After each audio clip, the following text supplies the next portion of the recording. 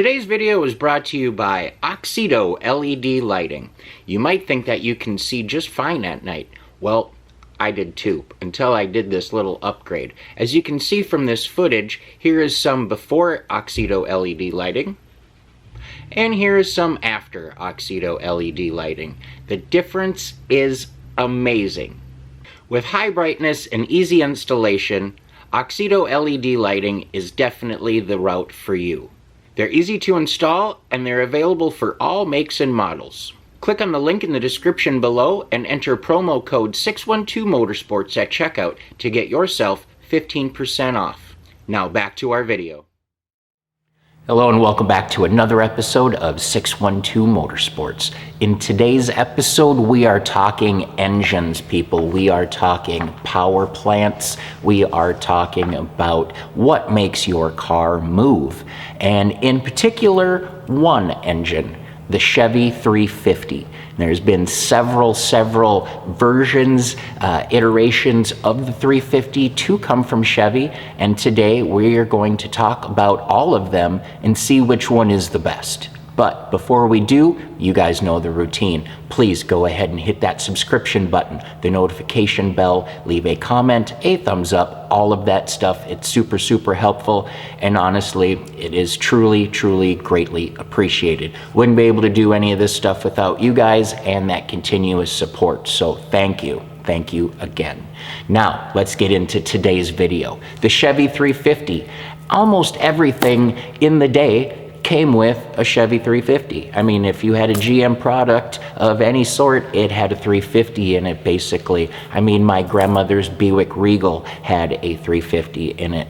And I mean, that just goes to show you that they were bulletproof. And when mass producing something that works so well, you can use it forever and ever and ever, and it went into everything. And we're gonna be talking about that today. And there's several versions, like I said, different years, different models, as they came out with improvements and found things that worked better, maybe for cooling flow, for oil flow, for power, for displacement, for all of that good stuff. There's always little tweaks and changes. So we're going to get into all of that right now.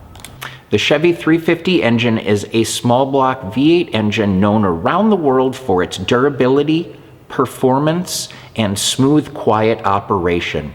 It has earned its reputation as one of the most powerful and sought after of overall best engines of the 20th century, and has become the standard bearer for all Chevy small block engines.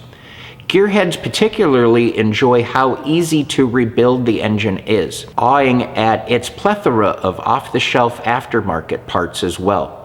The 350 was mass-produced with an exceptionally simple design that facilitates easy upgrades. It is tough, affordable, reliable, and it can endure plenty of endurance. Further on, it may well be the most transplanted engine in the history of automation and has been put into Fords and any number of other vehicles beyond Chevrolets. While the 350 was discontinued in 2002 to make room for more fuel-efficient models, it lives on in the hearts, minds, and engine bays of drivers around the world. All in all, it enjoyed one of the longest production runs of any engine ever produced. But what model year 350 engine is the best? What's the one Chevy 350 to rule them all? That's what we're here to discuss today. Here's a little bit of history. The original Chevy 350 from 1967, back in the day, this little guy could get an impressive 295 horse. First produced in 1967, the original 350 was developed from the original small block V8 engine produced by Chevrolet as a high-performance 350 cubic inch power plant. It was used initially in the Chevy Camaro.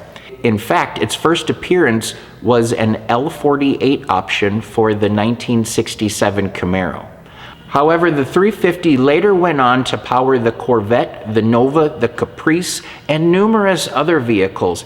Buicks, Cadillac, Oldsmobiles all have featured the Chevy 350. Power output and torque ratings have of course varied quite a bit throughout the years. However, the original Chevy 350 put out 295 horsepower and 380 foot-pounds of torque. Another fun fact, the engine's exhaust displacement is 349 cubic inches, or 5.7 liters if you go by metric.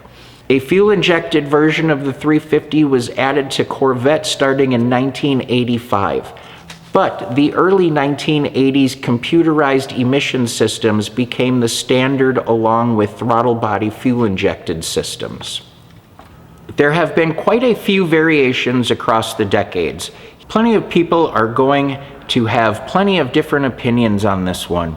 Ask 10 different Chevy fans about their favorite variety of engine, and I guarantee you're going to get 10 different answers.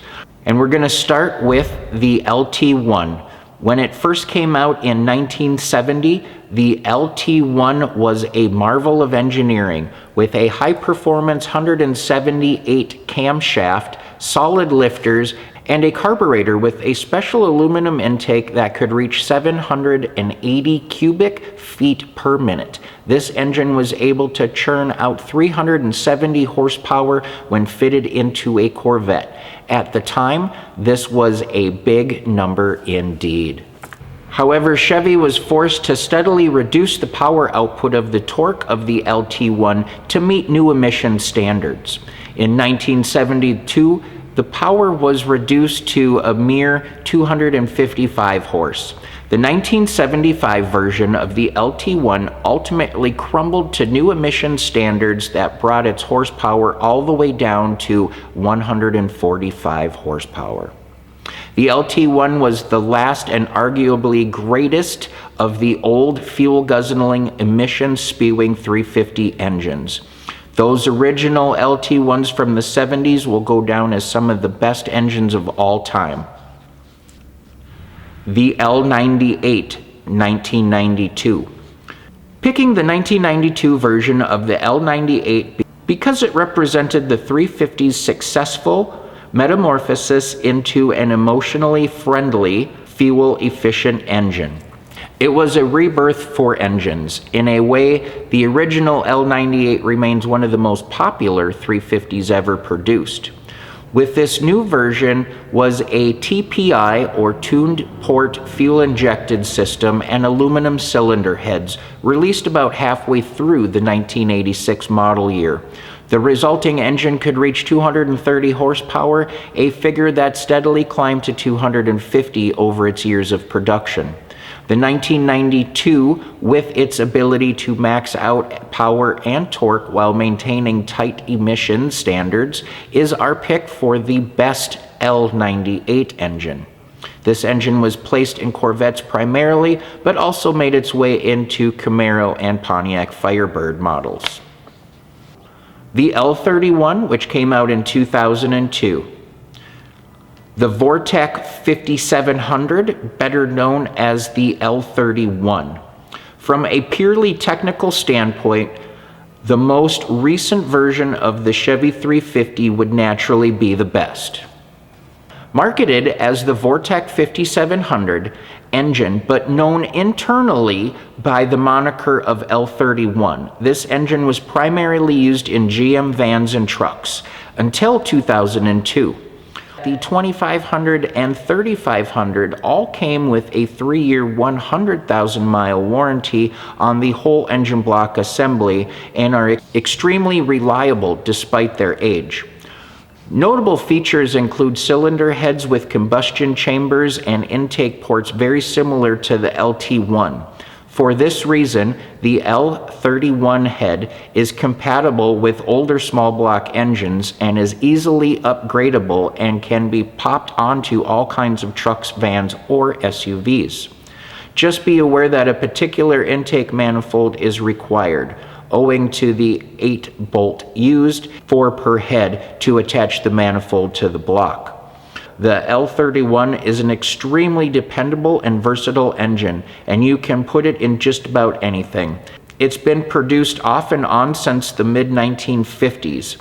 Adding that the aftermarket dealers can give you the best information about picking up an L31, and highly recommend checking out any aftermarket sellers for an excellent condition used engine or parts. However, you can say that the L31 comes with cylinders that work with most older models of Chevys. For this reason, the engine is quite flexible and easy to whatever vehicle you need. The most recent 350, it is also one of the most readily available today. As the most modern 350 out there, it is known for its strength, reliability, and durability, much like the trucks it goes in. You can pick one up used or get a half-finished crate version at a very reasonable price. The all-new 350 V8 service engine, made to be a low-cost replacement to older GM vehicles. This year, GM released a special service edition of the Chevy 350 to service as replacements for older trucks and vans. Although it uses a novel 4-bolt block and includes new cylinder heads and block casting along with forged steel crankshaft, this engine is in all essential respects a modern upgrade to the classic Chevy 350. At the end of the day, the best year for a Chevy 350 engine comes down to two things above all else: classic feel and modern performance. If you want a classic Chevy 350 in its heyday before emission standards clamped down on the brand, aim for an LT1 from 1970. Grab some aftermarket parts and restore it to peak performance in no time at all. On the other hand, if you want the best performing 350 that meets emission standard and still packs plenty of power and torque, the L98 from 1992 and the L31 from 1996 are both very excellent choices. Well, there's a look into a few of the different Chevy 350 engines that have come out over the years. Now, like the article says, there are a ton of different options, and the aftermarket world for the 350, it's unbelievable. Anything you could want, you can find, and there are just a slew of options out there. So if you're looking to put a 350 in some project that you're working on, you're gonna totally have found a perfect specimen for a power plant, because the 350 is pretty much indestructible, and like I said, parts so easy to get, and there's a lot of support as far as a community of people if you have questions and want to know what works, what doesn't work, that sort of thing. I hope you found today's video useful, a little bit informative, and if nothing else, I hope you laughed at my dorkiness. That's what I'm really here for, and we're gonna leave it at that. So with that being said, as always, stay positive, work hard, and make it happen.